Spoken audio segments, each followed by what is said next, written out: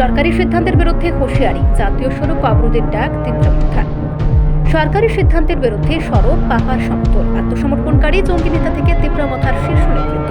বিশ্রামগঞ্জ ইস্যুতে সিপাহীজলা জেলা শাসক দপ্তরের ডেপুটেশনে ঢল। রাজ্য সরকারের একতরফা ও জনবিরোধী সিদ্ধান্তের বিরুদ্ধে ফের উত্তাল সিপাহীজলা জেলা। এডিসি এলাকার জমি জোর করে নগর পঞ্চায়েতের অন্তর্ভুক্ত করার চেষ্টার অভিযোগে সোমবার সকাল 11টা থেকে দফায় দফায় ডেপুটেশন জমা পড়ে সিপাহীজলা জেলা শাসক দপ্তরে।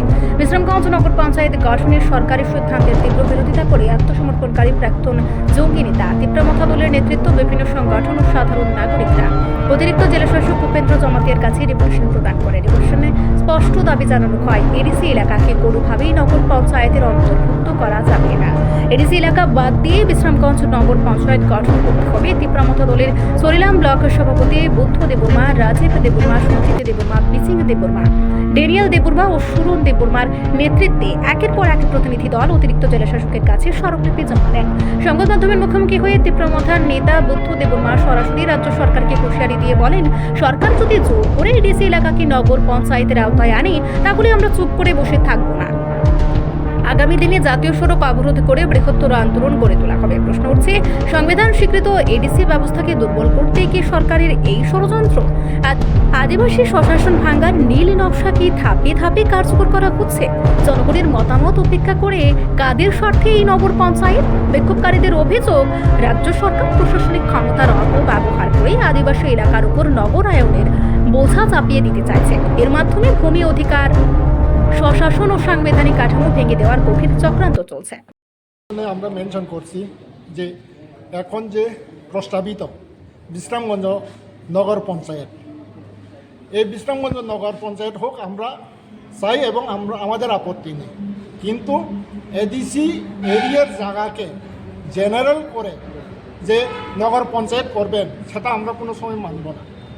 কারণ আমরা কি বলে এই স্বশাসিত এলাকা 17 বছর আন্দোলনের ফলে আমরা এই এরিয়াটা আমরা গঠন করতে পেরেছি এবং সংবিধান সংশোধন করে আমাদের যে অস্তিত্ব রক্ষার জন্য আমরা ওইটা পেয়েছি।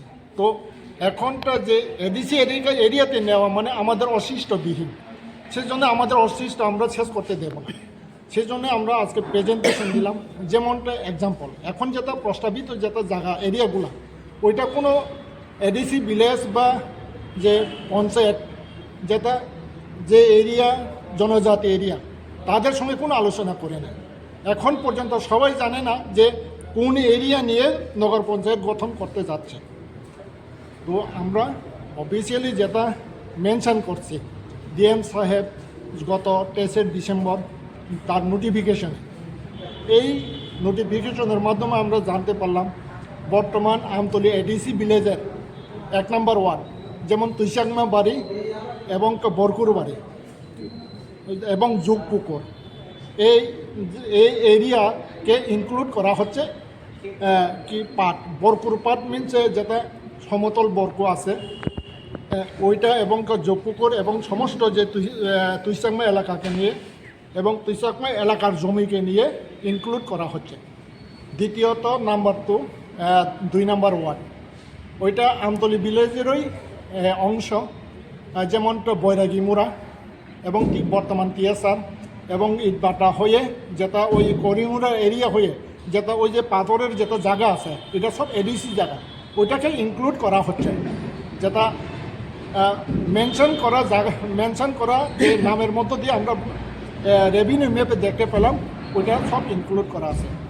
আর ওয়ার্ড নাম্বার 4 যেমন আমতলী ভিলেজের দশরথপল্লী এবং রাজকুমার পাড়া যেটা ডাকনাম বিবেকানন্দ পল্লী, ওইটাও নেওয়া হচ্ছে। তো প্রায় 500 কানি মতো এডিসি এরিয়াকে জেনারেল করে নগর পঞ্চায়েত করতে যাচ্ছে। এডিএম স্যার কি বলেছে আপনাদের? না, উনি বলেছেন ওনাদের যে সিস্টেমেটিক যেটা আছে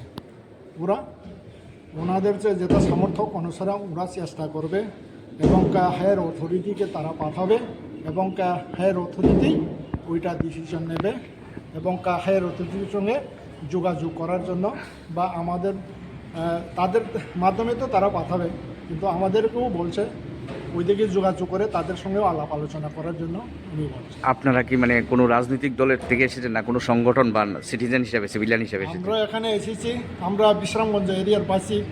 আমি বিচিং দেববর্মা, আমার বাড়ি রামনগর। আমার ভাই দানিয়াল দেববর্মা, দিল্লির দেববর্মা, ওনার বাড়ি তুইচাংমা। আমার ভাই সুরন দেববর্মা, উনি মাস্টারপাড়া। তো আমরা সবাই বিশ্রামগঞ্জের নাগরিক হিসাবে এসেছেন। বিশ্রামগঞ্জের নাগরিক হিসাবে এবং সিটিজেন হিসাবে আমরা আজকে আমাদের এই অভিযোগগুলো আমরা দিয়েছি। Thank you. হ্যাঁ, ধন্যবাদ। এখন প্রশ্ন একটাই, সরকার কি মানুষের আওয়াজ শুনবে নাকি প্রশাসনের কাঁধে বন্দুক রেখে দমনমূলক পথে হাঁটবে? সিপাহীজলা জেলা জুড়ে এই ইস্যুতে আন্দোলনের আগুন যে আরও ছড়াবে সে ইঙ্গিত স্পষ্ট। রিপোর্ট সংবাদ প্রতীক্ষা।